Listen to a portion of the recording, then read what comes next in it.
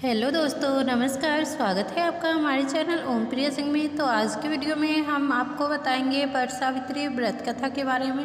तो चलिए समय न व्यर्थ करते हुए इस कथा की शुरुआत करते हैं। एक पौराणिक कथा के अनुसार प्राचीन काल में भद्र देश के राजा अश्वति नाग की एकमात्र संतान थी, जिसका नाम सावित्री था। राजश्री को संतान प्राप्ति कई वर्ष तक पूजा अर्चना करने के बाद हुई थी। कन्या बड़ी होकर अत्यंत तेजस्वी और रूपवान हुई, लेकिन सावित्री के विवाह के लिए उसके पिता को कोई योग्य वर नहीं मिल रहा था। इस बात से दुखी होकर उन्होंने सावित्री को स्वयं वर चुनने के लिए कह दिया। एक दिन तपोवन में भटकते हुए सावित्री का स्वल देश के राजा धूमसेन के पुत्र सत्यवान से हुई। राजा धूमसेन अपने पुत्र सत्यवान के साथ वन में ही निवास करते थे, क्योंकि उनका राज्य शत्रुओं ने छीन लिया था। सत्यवान को देखकर सावित्री ने अपने पति के रूप में उनका वरण कर लिया। जब नारद मुनि को इस बात का पता चला तो वह सावित्री के पिताजी अश्वति के पास जाकर पहुँचे और बोले, हे राजन, यह क्या कर रहे हो?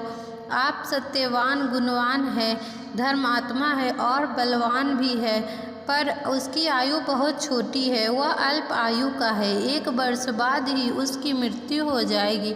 नारद जी ने सावित्री को चेतावनी देते हुए कहा कि पुत्री, तुमने जिस राजकुमार को अपने वर के स्वरूप में चुना है वह अल्प आयु है, तुम्हें किसी और से विवाह करनी चाहिए। ऋषि राज नारद की बात सुनकर राजा अश्वति अत्यंत चिंतित और दुखी हो गए। यह सब देखकर सावित्री ने अपने पिताजी से कहा कि आर्य कन्याएं अपने पति का एक ही बार वरण करती है और राजा भी एक ही बार आज्ञा देता है, इसलिए मैं सत्यवान से ही विवाह करूंगी। सावित्री अपने निर्णय पर अडिग रही और आखिरकार उनका विवाह सत्यवान से हो गया। विवाह के पश्चात वे वैभव छोड़कर जंगल में ही वन करने लग गई और वहां पर अपने पति के परिवार की सेवा करने लगी। सत्यवान की मृत्यु का समय निकट आ रहा था और इस चिंता में सावित्री अधीर होने लगी। सावित्री अपने पति की दीर्घायु के लिए उपवास रखना शुरू कर दिया। साथ ही उसने नारद मुनि द्वारा कथित निश्चित तिथि पर पितरों का पूजन किया। जिस दिन सत्यवान ने महाराणा का दिन मरने का दिन था, उस दिन लकड़ी काटने जंगल गया था। सावित्री भी उसके पीछे जंगल की ओर निकल पड़ी। वह सत्यवान को दर्द होने लगा और मूर्छित हो गया और धरती पर गिर गया। पैर के नीचे सावित्री ने सत्यवान के सिर पर अपनी गोद में रख ली और वहाँ यमराज प्रकट हो गए।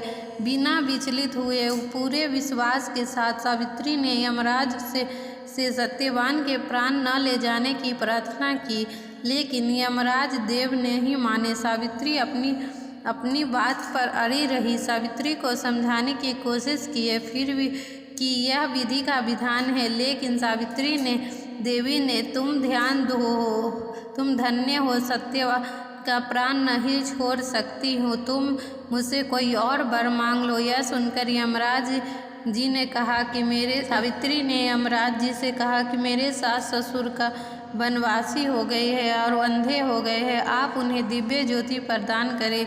यमराज ने उसे वर दे दिया, वहाँ से लौटने को कहा, लेकिन सावित्री पतिव्रता स्त्री थी। यमराज जी के पीछे पीछे चली गई। यमराज ने फिर से उसे लौटने के लिए कहा, किंतु जवाब में सावित्री ने कहा कि हे भगवान, मुझे अपने पति के पीछे चलने से कोई दिक्कत नहीं है। यह सुनकर यमराज उन्हें एक और बार मांगने के लिए कहा तो सावित्री ने अपने सास ससुर राज्य मांग लिया। फिर भी उसके पश्चात भी सावित्री यमराज के पीछे चलती गई।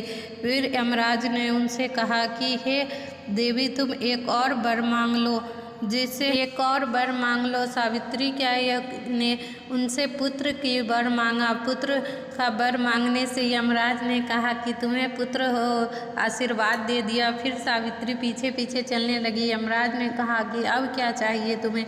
तो सावित्री बोली कि महाराज भगवान, मेरे सिर्फ एक ही पति है और मैं एक पतिव्रता स्त्री हूँ, अपने पति के अलावा किसी और का वर्णन नहीं करती हूँ।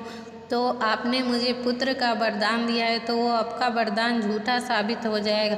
तभी यमराज प्रसन्न होकर और सावित्री के पतिव्रता के आगे झुक करके उन्हें वरदान दिया। उन्होंने कहा कि ये सावित्री, आज तुम्हारी तपस्या से के आगे आज मुझे भी झुकना पड़ा।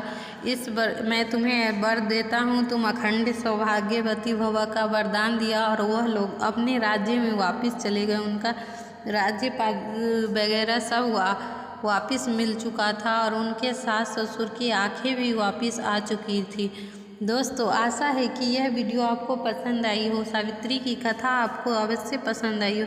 इसी के साथ मिलते हैं एक और नए वीडियो के साथ।